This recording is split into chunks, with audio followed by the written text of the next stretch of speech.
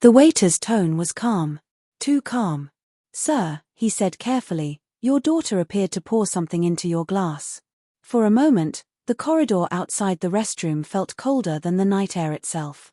My grip tightened around my phone. I didn't question him. I didn't panic. I simply said, "Thank you," and walked back toward the table with a steadiness that wasn't entirely mine. Because in that instant, the world I thought I'd built came crashing down. And the man I once was died with it. I didn't sit. I didn't smile. I quietly exchanged our glasses. 15 minutes later, the truth surfaced. But the story began long before tonight. After her mother passed, I raised Lily on my own. She was my shadow, bright, driven, full of hunger for life. I gave her everything I never had: a paid college education, a lavish wedding, and endless, unconditional support. When she met Eric, I welcomed him without hesitation. He was polite, attentive, maybe a little too grateful, but I mistook that for humility. I thought it meant goodness. The first shift began when my company started receiving acquisition offers. Suddenly, they visited more often, their questions sharper. "How much do you think you'll get, Dad?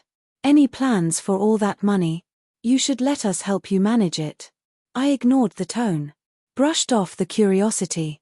I thought they were just excited. Parents see what they want to see. When the wire finally came through, $60 million, clean, I called Lily first. She cried. Told me she was proud. Said I deserved it. Then asked when we'd celebrate. That should have been my first warning. But love blinds those who want to believe. The second warning arrived a week later. My lawyer noticed something strange in my estate documents: tiny but intentional edits, clauses that quietly redirected most of my assets to Lily in the event of sudden medical incapacity. He asked if I'd approved the changes. I hadn't. I didn't confront anyone, not yet. I just started paying attention. Eric began dropping by more often, usually alone. Pretending to check in, asking about my health, suggesting supplements, offering to bring dinner, meals I never touched. I told myself I was imagining things. Until the third warning. My housekeeper found an unmarked bottle near my tea. She'd seen something similar before. Her uncle had been poisoned by a relative over inheritance. That's when I decided to test everything in my home. The results chilled me to the bone. Still, I didn't rage. I didn't accuse. I didn't show fear. I made a plan. Tonight was the final act. I invited them to the most expensive restaurant in the city. A celebration. A thank you. The perfect illusion. I was warm, generous, composed. Handed them each envelopes filled with checks. They smiled like children offered candy, their guard dissolving instantly. When my phone rang, I excused myself. That's when the waiter came. His warning hit me like a blade, and my heart hardened into something cold, unfamiliar. I went back, switched our glasses, and raised mine in a toast. "To family," I said. They clinked their glasses, beaming. We ate. We laughed. Or rather, they did. 15 minutes later, Eric's face drained of color. His hand shook. He knocked over his water. "Are you all right?" I asked quietly. He looked at Lily. She stared at her glass. "My glass," she whispered, panic flashing in her eyes, a silent confession. "It was supposed to be just a mild sedative," she stammered.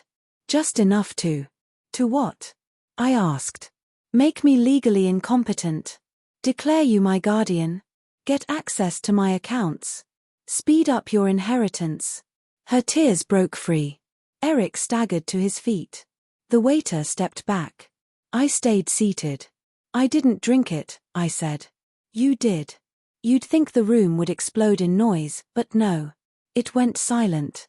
A silence so sharp it cut through their excuses before they could form. I placed a folder on the table: records, messages, estate revisions, toxicology reports.